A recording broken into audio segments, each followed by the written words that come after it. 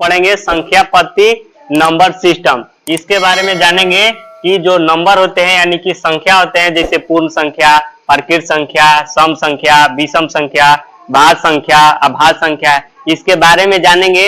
ये देखिए मेनली जो है छठा पांचवा के जो स्टूडेंट होते हैं उसको जो है परिभाषाएं याद होती है, लेकिन परिभाषा से काम नहीं चलता है। इसको हमको नंबर पूछ देगा, बोल देगा कि प्रथम भाज्य प्राकृतिक संख्या चाहे सम संख्या विषम संख्या, 10 विषम संख्या का योग कितना होगा, 5 सम संख्याओं का योग कितना होगा, 5 प्राकृतिक संख्याओं का माध्य कितना होगा। तो इसके द्वारा जब आएगा तो प्रॉब्लम हो जाएगा। इसलिए हम आज जानेंगे कि प्रथम यानी संख्याओं को जो है कहां से स्टार्ट करेंगे, कि कौन संख्या जो है कहां से स्टार्ट होता है, यानी प्रथम कहां से होता है, यानी शुरू कहां से होता है। ठीक है, तो इसके बारे में जानेंगे। जैसे अगर कोई के पूछ देवे कि सम संख्या बोलो 5 गो, तो नहीं जानता है कि सम संख्या जो का 2 से भाग लग जाए, लेकिन कहल जाएगा कि स्टार्ट कहां से होता है, तो वो बोल देगा कि 2 से, 4 से, 6 से, 8 से, 10 से, 12 से। इस प्रकार से स्टार्ट कहां से होता है, तो इस प्रकार से इसके बारे में आज चर्चा करेंगे और देखेंगे कि जो है कौन संख्या कितने तकले स्टार्ट होगा और कहां तकले मतलब जाएगा। ठीक है, तो देखिए सबसे पहला जो संख्या है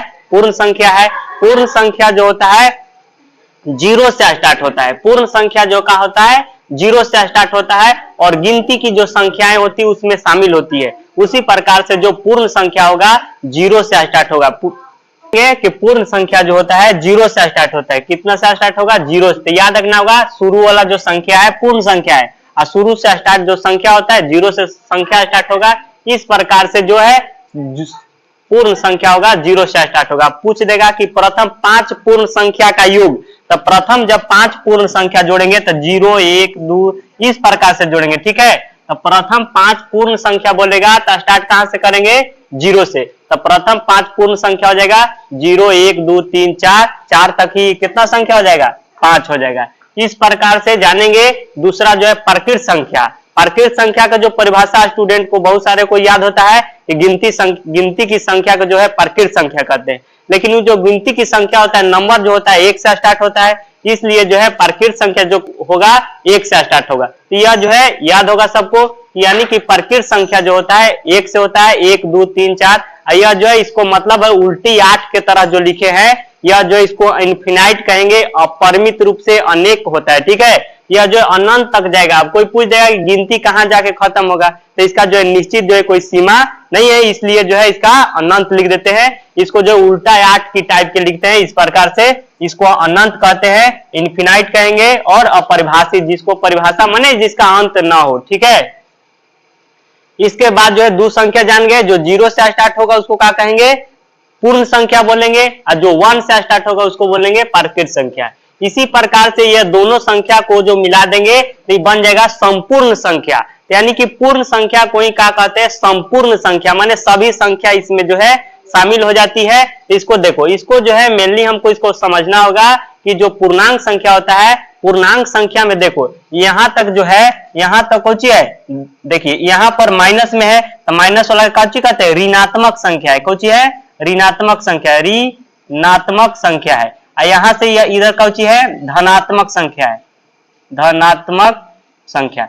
यह वाला कौन सी है, शून्य संख्या है। ठीक है, तो इस प्रकार से इसका जो परिभाषा हो जाएगा, ऋणात्मक इधर हो जाएगा यानी 0 से इधर टाइप के होगा, और फिर 0 से इधर, यानी कि 0 से माइनस में होगा, 0 से प्लस में होगा। इस चलते इस संख्या में जो है सभी संख्या शामिल हो जाती है, इसलिए इसका नाम पड़ा है संपूर्ण संख्या। ठीक है, इस प्रकार से पूर्णांक संख्या के परिभाषाएं जो हो जाती है कि धनात्मक संख्या और ऋणात्मक संख्या, क्या बोलेंगे, धनात्मक संख्या और ऋणात्मक संख्या तथा शून्य संख्या जो शामिल होती है उसी को हम क्या बोलते हैं, पूर्णांक संख्या बोलते हैं। तो पूर्णांक संख्या के मतलब समझ गया।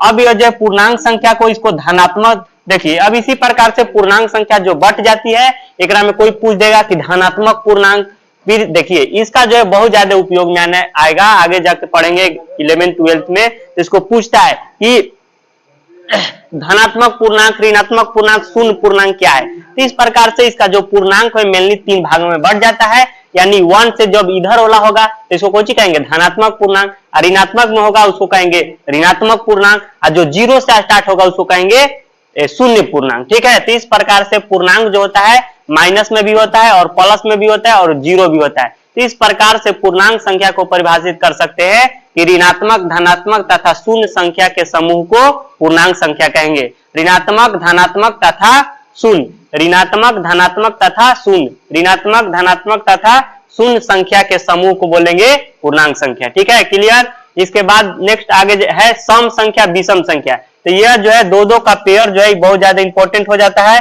एकरा में सब लेकिन कंफ्यूजन हो जाता है। इसमें जानेंगे सम संख्या, विषम संख्या, भाज्य और अभाज्य संख्या। नाम सभी ने सुना होगा, लेकिन इसका जो है इसका अलग अलग यूज है, इसके बारे में समझेंगे। ठीक है, देखिए तो सम संख्या के परिभाषा सभी को याद होगा कि जेकरा में 2 से भागा दे देते हैं उसको हम कहते हैं सम संख्या, और जेकरा में 2 से भाग देला पर कट जाए उसको कहेंगे सम संख्या। जो 2 से भाग देला पर नहीं कटता है उसको विषम संख्या। तो इस सब परिभाषा से नहीं काम चलेगा, मेनली जो है इसको एग्जाम्पल याद होना चाहिए कि यह जो है संख्या जो है कहां से स्टार्ट होता है। ठीक है, प्रथम पूछ देगा, प्रथम 4 विषम संख्या, प्रथम 4 भाज्य संख्या, प्रथम 4 अभाज्य संख्या, प्रथम 4 सम संख्या का योग बताइए, एलसीएम बताइए, चाहे एचसीएफ बताइए, चाहे बहुलक बताइए, इस प्रकार से पूछ सकता है। तो सम संख्या जो होगा, देखिए सम संख्या के परिभाषा हो जाता है कि जो 2 से भाग देला पर कुछ हो जाए, 2 से भाग देला पर कट जाए।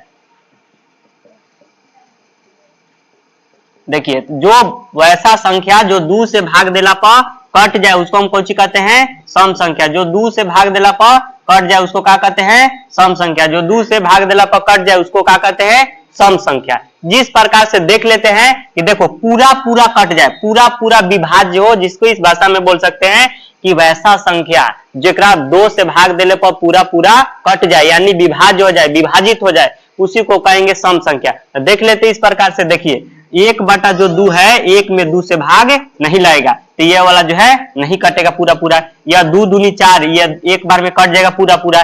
2/3 नहीं कटेगा, 2 दूनी 4 2 बार में कट जाएगा, 2 तिहाई 6 3 बार में कट जाएगा, 4 दूनी 8 4 बार में कट जाएगा, 5 दूनी 10 5 में कट जाएगा। लेकिन जो ये वाला जो शब्द बच रहा है, एक गैपिंग करके, ये वाला जो शब्द है, यह जो संख्या है नहीं कट रहा है। तो यानी कि इसका मतलब हो गया एक से ही 2 चीज बन गया, जेकरा में जो 2 से भाग देला पर पूरा पूरा कट जाए उसको बोलेंगे सम संख्या, और जो 2 से भाग देला पर पूरा पूरा न कटे उसको बोलेंगे विषम संख्या। तब इसमें से छांट लो कि जो है ये देखो कट गया, कौन कौन कट गया, 1 2 3 4 5। तो इसमें मतलब हो गया कि जो सम संख्या है 2 से कट जाएगा, तो उसमें से ही लिख दिया 2 4 6 8 10 12 14 16 18 20 22 24 26 28 30 32 34 36।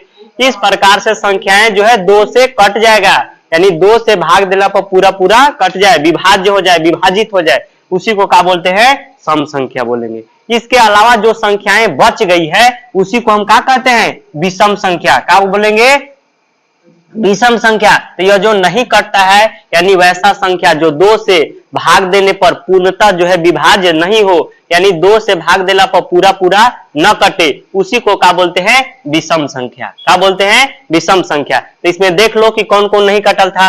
1 नहीं कटल था, 3 नहीं कटल था, 5 नहीं कटल था, 7 नहीं कटल था, 9 नहीं कटल था, 11 भी नहीं कटेगा। इस प्रकार से मेनली हमको कम से कम 5 से 7 डिजिट जो है याद होना चाहिए कि इसमें जो है कौन जो है प्रथम शुरू वाला होगा। ठीक है, इस प्रकार से विषम संख्या जो है 1 नहीं कटेगा, ये चलते 1 हो जाएगा।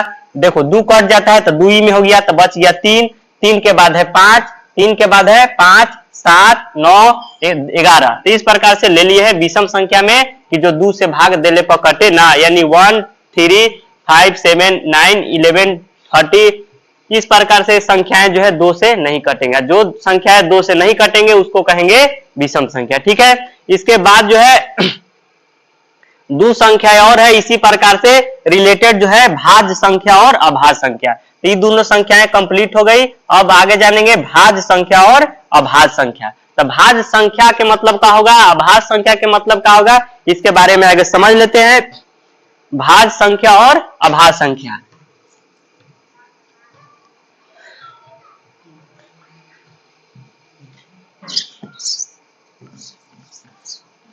देखिए भाज्य संख्या और अभाज्य संख्या के क्या हो जाएगा, वैसा संख्या जो केवल एक और स्वयं से कटे, जो केवल एक और स्वयं से कटे वैसी संख्याओं को हम अभाज्य संख्या कहेंगे। और वैसी संख्या जो एक और स्वयं माने खुद के अलावे किसी और संख्या से विभाज्य हो, कट जाए, पूरी पूरी अच्छी तरह से विभाज्य हो जाए, उसी को क्या कहेंगे, भाज्य। यानी कि वैसा संख्या जो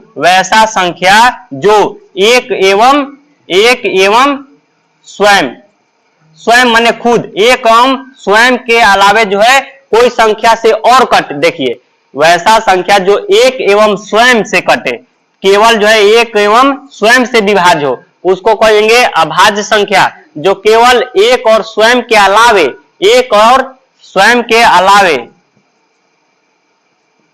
एक एवं स्वयं के अलावे अगर किसी और संख्या से विभाज्य हो, उसको हम क्या बोलेंगे, भाज्य संख्या। अब इसके एग्जाम्पल के रूप में ले लेते हैं। देखिए इसमें जो है बहुत ज्यादा कंफ्यूजन होने वाला है कि भाज्य संख्या कैसे चालू होगा, अभाज्य संख्या से कैसे चालू होगा। अगर ये लिख दिए, अब इसको अंदाजा लग रहा होगा, लेकिन अगर नहीं लिखते तो इसको जो है आप गड़बड़ा जाते हैं। चलिए देखिए 1 2 3 4 5 6,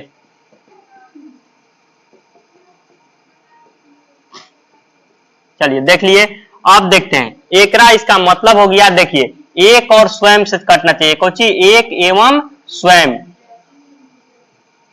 एक एवं स्वयं। तो देख लेते हैं एक और स्वयं से कौन कट रहा है। तो ये देखिए एक से कट जाएगा, एक से भाग लग जाएगा, और स्वयं भी कोची है, एक है, तो एक से लग जाएगा, स्वयं भी कोची है, एक है। इसके बाद आगे देख लेते हैं, एक से ये भी कट जाएगा और स्वयं से, यानी स्वयं कितना है, 2 है, लेकिन इसके अलावे कोई संख्या से कटेगा, नहीं कटेगा। तो इस प्रकार से ये 2 जो है एक चाहे 2 से कटेगा, इसके अलावे कोई संख्या से नहीं कटेगा। तो कौची से कट रहा है, एक एवं स्वयं से कट रहा है। इस प्रकार से 3 देख लेते हैं, तो 1 से कटेगा चाहे 3 से कटेगा, इसके अलावे जो है कोई संख्या से नहीं कटेगा।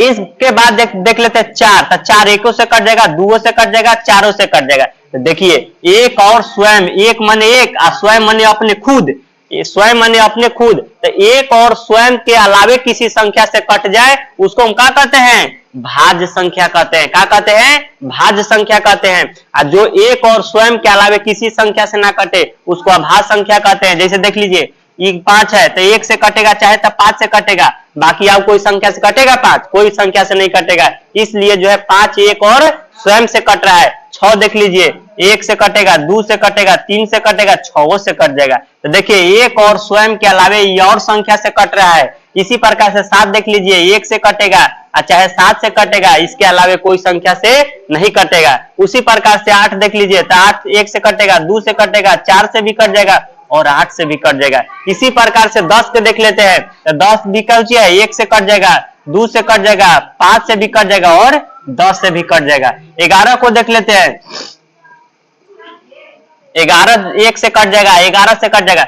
इस प्रकार से हम निष्कर्ष निकाल सकते हैं। अब समझ में आ गया होगा कि एक और स्वयं के मतलब क्या हो गया, कि मतलब वैसा संख्या हो गया कि जो एक और अपने आप स्वयं से कटे, उसको कहते हैं अभाज्य संख्या। और जो एक और स्वयं के अलावे, एक और स्वयं के अलावे, एक और स्वयं के अलावे कोई और संख्या से विभाज्य हो जाए, उसको क्या कहते हैं, भाज्य संख्या। तब उसी प्रकार से देखिए एकरा में एक होगा। अब देखिए यहाँ पर जो है एक पर फेरा होगा कि एक जो है नहीं भाज्य संख्या में है और नहीं अभाज्य संख्या में है, तो एक का हो गया। तो देखिए एकरा में जो है हीरा ग्रेफाइट की तरह ये जो है अपवाद के रूप में है। ये कैसा है, अपवाद के रूप में है। जिस प्रकार से कोई व्यक्ति का जो है उंगली 5 के जगह पर 6 हो जाता है, उसी प्रकार से यह जो है संख्याएं जो है एक जो है शामिल नहीं होगा, यह अपवाद के रूप में होगा। क्यों होगा, इसके कारण समझते हैं कि ये क्यों दोनों में क्यों में नहीं हुआ। तो इसका मतलब है कि देखिए एक जो है खुद भी है, एक खुद भी है और एक स्वयं भी है, इसलिए एक और स्वयं दोनों तो खुद ही है। यही चलते इसको मतलब नहीं पता चलता है, जाने जाएगा वो नहीं चल जाएगा। ठीक है, तो इस प्रकार से एक को अपवाद मान लिया जाता है, एक को क्या मान लिया जाता है, अपवाद मान लिया जाता है। नहीं भाज्य में रहता है और नहीं अभाज्य में रहता है, तो एक को शामिल नहीं किया जाता है। अब बताइए दो से जो है दो और 3, दो में देख लीजिए कि एक और स्वयं, तो यानी दो कहेगा कि नहीं भाज्य में होगा, सम भाज्य में होगा दो से।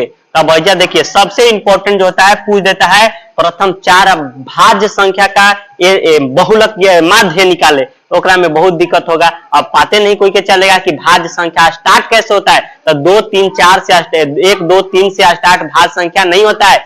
पूछेगा कि निम्न में सबसे छोटा भाज्य संख्या कौन है, तो 4 से छोटा भाज्य संख्या नहीं होता है। 4 से छोटा भाज्य संख्या कभी भी नहीं होगा। क्यों? क्योंकि जो है 4 से जितना भी डिजिट है, जितना भी संख्याएं हैं, उसे जो है एक और स्वयं के अलावा कोई भी संख्या नहीं कट रहा है। ठीक है, इस चलते जो है प्रथम जो भाज्य संख्या कितना से होगा, 4 से होगा। ठीक है, देखिए 6 हो जाएगा, 8 हो जाएगा, 9 हो जाएगा, 10 हो जाएगा, 12 हो जाएगा, 14 हो जाएगा, 15 भी होगा। इस प्रकार से ये सारे संख्याएं जो है एक और स्वयं के अलावा भी कट सकती है, इसलिए इसको बोलते हैं भाज्य संख्या। अब भाज्य संख्या में देख लीजिए, ये केवल कटेगा, एक से कटेगा, चाहे 2 से कटेगा, 1 से कटेगा, चाहे 3 से कटेगा, 1 से कटेगा, चाहे 5 से कटेगा, 1 से कटेगा, चाहे 7 से कटेगा, 1 से कटेगा, चाहे 11 से कटेगा, 1 से कटेगा, चाहे 13 से कटेगा। इसके अलावा कोई भी संख्याओं से नहीं विभाज्य होगा। इस चलते यह संख्याओं को अभाज्य कहते हैं। ठीक है, और परिभाषा इस प्रकार से अलग भी बोल सकता है कि इसको देखिए, इसको हम क्या कर सकते हैं, जैसे 4 है तो 1 गुने कैसे लिखेंगे, जैसे 8 है, 8 के ऐसे इस प्रकार से लिख देंगे ना कि 8 के 1 गुने 2 गुने, इस प्रकार से गुना के खंड के रूप में भी लिख सकते हैं। जैसे 8 का जो फैक्टर कर लेंगे यानी गुणनखंड कर लेंगे, तो इस प्रकार से भी हम लिख सकते हैं कि 2 गुने 2 गुने 2 गुने 2 गुने 1। इस प्रकार से देखिए, इस प्रकार से इसका जो अभाज्य गुणनखंड करेंगे तो इसको इस प्रकार से परिभाषा बोल सकता है कि वैसा संख्या जिसका 2 या 2 से अधिक अभाज्य गुणनखंड हो। भाज्य संख्या के परिभाषा इस प्रकार से भी हो सकता है कि वैसा संख्या जिसका 2 या 2 से 2 से अधिक अभाज्य गुणनखंड हो। तो देखिए ये इस सब में देखिए 2 एगो है, एकरो में 2 गो है, एकरो में अभी लिखे थे इस सब में 2 गो गुणनखंड है। तो वैसा संख्या जिसका 2 से अधिक अभाज्य गुणनखंड हो, जैसे देखिए 1 2 और 4 से कट जाएगा, तो इसका जो देखिए 1 2 3 6 के 8 के कर लेते हैं, 1 2 से कट जाएगा, 4 से कट जाएगा और 8 से कट जाएगा, तो इसका 4, तो इसका अभाज्य गुणनखंड कितना हो गया, 4 खंड हो गया। तो जिसको हम बोलेंगे कि वैसा संख्या जिसका अभाज्य गुणनखंड 2 से अधिक हो, वैसा संख्या जिसका अभाज्य गुणनखंड 2 से अधिक हो उसको बोलेंगे भाज्य। और ऐसा संख्या जिसका अभाज्य गुणनखंड केवल 2 हो, केवल कुछ हो 2 हो, यानी कि एक और स्वयं हो, उसको हम बोलेंगे अभाज्य। इसको जो है क्लियर हो गया होगा। इसके बाद जो है आगे बढ़ते हैं और नेक्स्ट संख्या जो है परिमेय और अपरिमेय संख्या है। ठीक है, अब समझेंगे परिमेय और अपरिमेय संख्या। इसका परिभाषा तो याद होगा सभी को कि जैसे परिमेय संख्या जो होता है P बटा Q के रूप में होता है। परिमेय संख्या जो होगा क्या होगा, P बटा Q के रूप में। लेकिन P और Q के मतलब क्या होगा, इसको मतलब समझ में नहीं आता है, तो P और Q क्या होता है इसके बारे में बता देते हैं।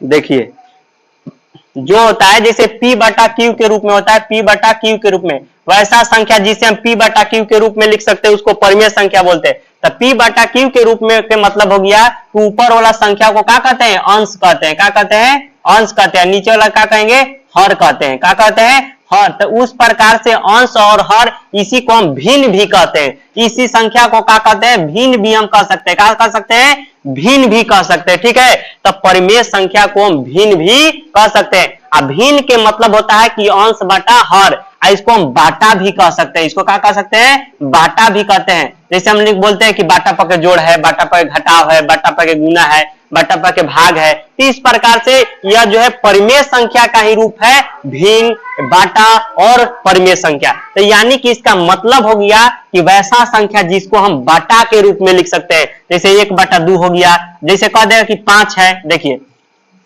देखिए 1 बटा 2 हो गया, चाहे 5 बटा 7 हो गया, चाहे 3 बटा 2 हो गया, अब प्लस 4 बटा 6 हो गया। तो देखिए इस प्रकार से हम बाटा पके भिन्न कहते हैं। तो इस प्रकार से जो है प्लस अगर रहेगा तो कुछ हो गया, बाटा पके जोड़ हो गया, भिन्न हो गया। इसी को हम क्या कहते हैं, परिमेय कहते हैं। यानी जिसको हम बाटा में लिख सकते हैं, ठीक है, उसी को हम क्या कहते हैं, परिमेय कहते हैं। किंतु इसका दशमलव प्रसार जो है शांत होना चाहिए। जिसका दशमलव प्रसार आगे पढ़ेंगे शांत होना चाहिए, अन्यथा जो है अपरिमेय हो जाएगा। क्या हो जाएगा, अपरिमेय। तो नॉर्मली समझ लो कि जो बाटा में होके और रूट में ना होके, जो बाटा में होके लेकिन रूट में ना होके, अगर रूट में भी होके तो पूर्ण वर्ग होके। ठीक है, इस प्रकार से परिमेय संख्याओं के बारे में समझ लेते हैं। जैसे देख लीजिए, अगर कहे कि 5 बताइए कि 5 एक परिमेय संख्या है कि अपरिमेय संख्या है, तो 5 जो अगर खलिए 5 कहे तब परिमेय हो जाएगा। कौन हो जाएगा? परिमेय हो जाएगा। लेकिन अगर कहे कि √5 क्या है तो अपरिमेय हो जाएगा। क्यों हो जाएगा ये परिमेय? क्योंकि कुछो नहीं है तो नीचे एक छिपा रहता है। सब नाम सब कोई ने सुना होगा कि कुछो नहीं है तो नीचे एक छिपा रहता है। इस प्रकार से अगर 5/1 लिख देंगे तो इसका जो है बाटा आ जाएगा। इस प्रकार से जो है कोई भी संख्या रहे अगर रूट में ना रहे तो उसको हम परिमेय संख्या कह सकते हैं। ठीक है। लेकिन अगर कोई संख्या अगर रूट में रह जाए और उसको अगर बाटा करे तो वह अपरिमेय संख्याएं हो जाएगी।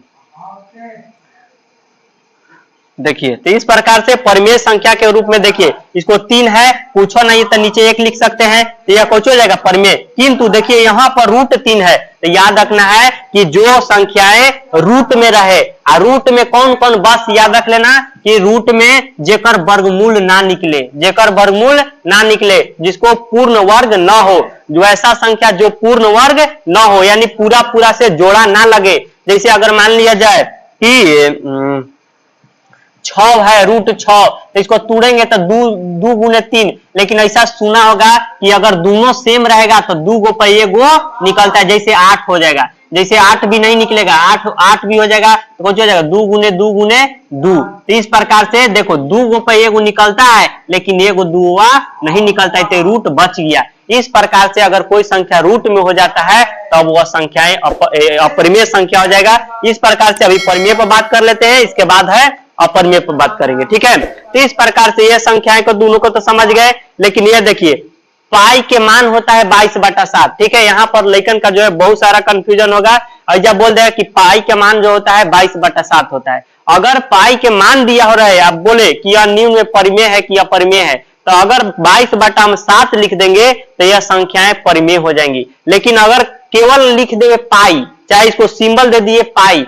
तब यह संख्याएं कौन सी हो जाएगी? अपरिमेय संख्या हो जाएगी। ठीक है। उसी प्रकार से यह देखिए जब बाटा में हो गया तब यह परिमेय संख्या हो जाएगा, लेकिन जब बाटा में ना होगा, पूर्ण वर्ग ना होगा, तब परिमेय संख्या नहीं होगा। तो इस प्रकार से यह सभी संख्या कौन सी है? परिमेय संख्या है। यह बाटा में हो गया, यह बाटा में भी है, ये अभी बाटा में है। देखिए इस प्रकार से देखिए ये गलती लिखल है। अगर √2 रहे तो देखिए अगर देखिए ये √2 है या यहू √2 है तो √2 कट जाएगा तो कितना बच जाएगा? 2 और 2 पूछो नहीं तो नीचे 1, तो फिर यह परिमेय संख्या हो जाएगा कि नहीं हो जाएगा? बिल्कुल हो जाएगा। इसी प्रकार से जैसे देखिए 4, तो 4 के वर्गमूल 2 निकल जाता है कि नहीं निकल जाता है? तो फिर हम नीचे 1 लिख देंगे तो हो जाएगा कि नहीं हो जाएगा? तो इस प्रकार से जिसका वर्गमूल निकलता है, लगभग हमको सभी स्टूडेंट को 30 तक ले वर्ग याद होना चाहिए। क्या याद होना चाहिए? वर्ग याद होना चाहिए, तभी जो है आगे जो है काम चलेगा। ठीक है। इसलिए देखिए 4 किसका वर्गमूल होता है? तो 2 के। देखिए 4 के अगर इस प्रकार से हम तोड़ भी देते हैं 2 गुने 2 कितना हो जाता है? 2 गो पे 1 निकल जाता है बाहरी। इस प्रकार से जब बाहरी निकल जाएगा, हम बताए हैं कि कुछ नहीं है तो नीचे 1 है, इस प्रकार से 1 नीचे लिख देंगे तो कुछ हो जाएगा? परिमेय संख्या हो जाएगा। 9 है तो 9 कितना निकल जाएगा? 3, तो कुछ नहीं तो नीचे 1 यहू परिमेय हो जाएगा। 16 है तो 4 निकल जाएगा, 4 के 1 यहू हो जाएगा। 25 के 5 हो जाएगा, यहू हो जाएगा। देखिए यहाँ पर दिक्कत आएगा तो देखिए 2 टर्म है, एक से कोई दिक्कत नहीं है। ये देखिए निकलने वाला रहना चाहिए, केवल कुछ होना चाहिए, निकलने वाला चाहिए। जैसे देखिए 25 है तो 25 के 5 निकल जाएगा और 49 के 7 निकल जाएगा। तो बाटा में हो गया कि नहीं हो गया? तो जब बाटा में हो गया तो ये सारी संख्याएं कौन होगी? परिमेय हो जाएगी। 64 है तो 8 8 64, 66 36, 121 है तो 11 के 121 होता है और 12 के 144 होता है। इस प्रकार से सभी स्टूडेंट को 30 तक ले कोची वर्ग याद होना चाहिए, ना तो यहाँ पर आप फंस जाएंगे। ठीक है। इसी प्रकार से देखिए आपका है कि 48 तो होता नहीं है, 75 होता नहीं है, तो यह जो है थेथरवन के लिए है, ये ढेर के नहीं आएगा। तो इसको जो है अगर ज्यादा भांजीते तो एक दे दिली, ये दोनों दे दिली, लेकिन ये होगा परिमेय कैसे? ये अगर देगा कि नहीं निकल रहा है तो मार देगा कोची अपरिमेय। लेकिन यहाँ पर ध्यान देना है, क्या ध्यान देना है? 48 ही है एडवांस दिमाग है, इसको क्या कहते हैं? एडवांस। अब जैसे देखो ऐसा का आ जाएगा तो दम सरक जाएगा। अब देखिए 48 तो नहीं निकलता है, अब 75 नहीं निकलता है, तो कह देगा कि अपरिमेय है। लेकिन चारों में इसने दिले रहे, सब अपरिमेय रहे, तो इसको कैसे कैसे तोड़ के बना देंगे। जैसे देखिए इसको हम अंदर जो है क्या लगाएंगे? भाग लगा देंगे। क्या लगा देंगे? भाग लगा देंगे। जैसे अगर मान लिया जाए कि कितना से लगा दे? 3 से अगर भाग लगा दे तो कितना हो जाएगा? 25 या 75, 25 या 75।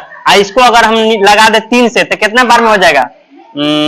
16 या 48 हो जाएगा कि ना हो जाएगा? देखिए इसी को दिमाग कहते हैं, ठीक है। 16 तिया 48 आएगा कि ना आएगा। जैसे इसको अगर हम 3 से काटे तो दोनों काट जाएगा। देखिए 25 तिया 75 और 16 तिया 48, तो इसको हम ऐसे लिख सकते हैं कि रूट 16, इसको काट कूट के 16 बटा 25, आप फिर निकल जाएगा कि ना निकल जाएगा। 16 25 के कनु होगा नहीं है तो 25 और 16 जो है निकल जाएगा, 16 के 4 और 25 के 5। तो इस प्रकार से भी यह संख्याएं कुछ हो जाएंगे परिमेय संख्या। इसी प्रकार से 56 भी हो जाएगा, 56 भी 54 बटा 96 भी हो जाएगा। इस प्रकार से देखिए अगर हम 6 से काट दे 54 के, कितना है 54 बटा,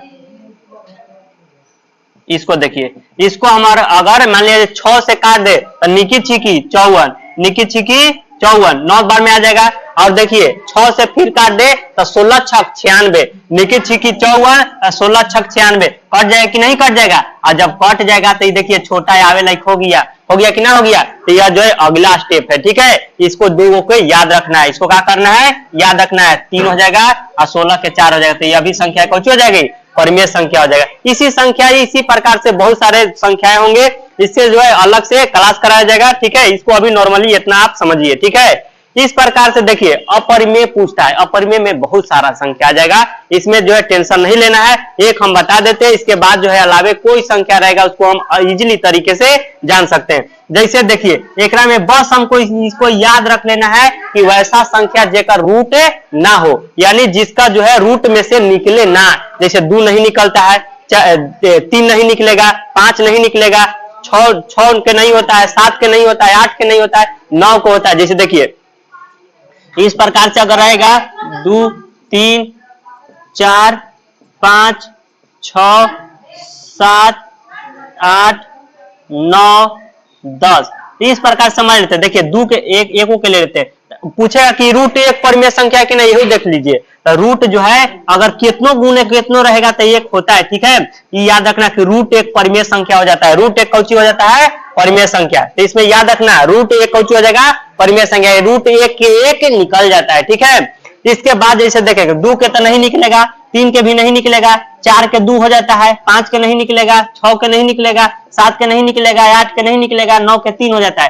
तो इसमें मेनली याद रखना है 2 3 5 2 3 5 2 3 5 2 3 5 6 और 7 6 और 7 6 और 7। इसके बाद याद रखना है पाई, कुछ याद रखना है पाई। अब इसके अलावे जो है हम एक नंबर लिखते हैं नोट में, उसको याद कर लेंगे तो कहियो जो है लाइफ में परिमेय और अपरिमेय संख्या को चिन्हने में दिक्कत नहीं होगा, ठीक है। इसको लिखते हैं, इसको ध्यान दीजिएगा। देखिए नोट एगो लिखते हैं, ठीक है। नोट में होता है कि देखिए अब पूछता है, देखिए ये एक परिमेय संख्या है और ये कौन सी है अपरिमेय संख्या है। तो इसको पहले जो है बताने के पहले इसको समझ लीजिए कि एक परिमेय संख्या कौन सी हो जाएगा, एक परिमेय संख्या, परिमेय संख्या में संख्या तथा एक अपरिमेय संख्या, अपरिमेय संख्या कौन सी हो जाएगा अपरिमेय संख्या। तो याद रखना कि एक परिमेय रहे एक अपरिमेय रहे, कौन सी रहे एक परिमेय संख्या और एक अपरिमेय संख्या। तो एक परिमेय संख्या और एक अपरिमेय संख्या का कहेगा योग, कौन सी कहेगा योग, अंतर गुणनफल चाहे भागफल, ठीक है। तो इस प्रकार से कोई भी संख्या के अगर रहेगा एगो परिमेय एगो रहे अपरिमेय, एक रहे परिमेय और एक रहे अपरिमेय, इसको चाहे रहे योग में, योग माने जोड़, अंतर माने घटाव, और गुना माने सबको जानता है, भागा माने चलिए, ठीक है। तो इस प्रकार से एक परिमेय रहे और एक अपरिमेय संख्या रहे, लेकिन अगर जोड़ में रहे, चाहे घटाव में रहे, चाहे गुना में रहे, चाहे भाग में रहे, अगर यह एक परिमेय और एक अपरिमेय संख्या है तो यह सभी संख्या अगर ना कहा जाता है कि एगो गंदा है तो सबको गंदा कर देगा, एगो बहुराहीन है सब बहुराहीन, ठीक है। तो इस प्रकार से इसको क्या कर देंगे, यह इसमें संख्याओं में जो है एक देखो ये कौन सी है परिमेय है, ये कौन सी है अपरिमेय है। तो जोड़ में है तो कौन सी हो जाएगा अपरिमेय संख्या हो जाएगा। तो इस प्रकार से हो जाएगा कि एक संख्या परिमेय होगा एक अपरिमेय होगा, जोड़ में रहे घटाव में रहे गुना में रहे भाग में रहे, जोड़ में रहे घटाव में रहे गुना में रहे भाग में रहे, तो वह सारी संख्या कौन सी हो जाएगी अपरिमेय संख्या हो जाएगी, ठीक है। तो देखिए जोड़ में है, ये घटाव में है, एक परिमेय है, ये देखिए ये परिमेय है, ये अपरिमेय है, तो कौन सी हो जाएगा इसको भी गलत कर देगा।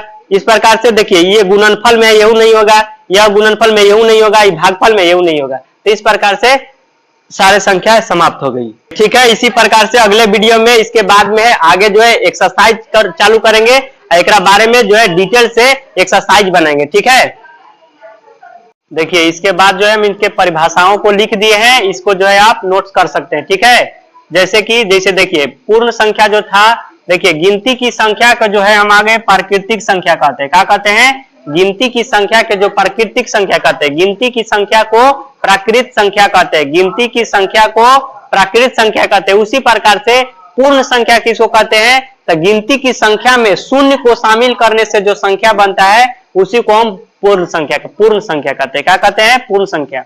वैसी संख्या जो प्राकृतिक संख्या में शून्य को शामिल करने से जो संख्या बनता है उसी को हम कहते हैं पूर्ण संख्या। उसी प्रकार से पूर्णांक संख्या पूछेगा, पूर्णांक संख्या, तो पूर्णांक संख्या को देखिए ऋणात्मक है, धनात्मक है और शून्य है। तो इस प्रकार से हम बोल सकते हैं ऋणात्मक, धनात्मक तथा शून्य संख्या के समूह को पूर्णांक संख्या बोलते हैं। ठीक है, ऋणात्मक, धनात्मक तथा शून्य संख्या के समूह को ही पूर्णांक संख्या बोलते हैं। वैसी संख्या देखिए सम संख्या है, वैसी संख्या जो 2 से भाग देने पर पूर्णतः विभाज्य हो। कौची हो? वैसा संख्या जो 2 से पूर्णतः विभाज्य हो। पूर्णतः माने पूरा पूरा कट जाए, पूरा पूरा भाग लग जाए। ठीक है, विषम संख्या वैसा संख्या जो पूर्णतः 2 से विभाज्य न हो। वैसा संख्या जो 2 से पूर्णतः माने पूरा पूरा, पूर्णतः के मतलब होता है पूरा पूरा, पूर्णतः के मतलब होता है पूरा पूरा, पूरा पूरा विभाज्य न हो। यह हो जाएगा पूर्णतः विभाज्य हो। ठीक है, उसी प्रकार से आ जाएगा भाज्य संख्या। तब ऐसा संख्या जो एक और स्वयं माने अपना एक और स्वयं के अलावे किसी संख्या से भी विभाज्य हो, माने एक और स्वयं के अलावे भी किसी संख्याओं से कटना चाहिए। ठीक है, उसी प्रकार से अभाज्य संख्या जो केवल एक और स्वयं से ही विभाज्य हो, जो केवल का हो एक और स्वयं से ही विभाज्य हो, उसको क्या बोलेंगे? अभाज्य संख्या। परिमेय संख्या वैसी संख्या जिसको हम P/Q के रूप में लिख सकते हो, जिसको P/Q के रूप में लिख सकते हैं, लेकिन Q इक्वल टू नॉट 0। जैसे अगर मान लिया 5/0, 8 जैसे 3/0, तो कोई संख्या के अगर 0 से भाग दे देंगे तो इनफिनाइट आ जाता है।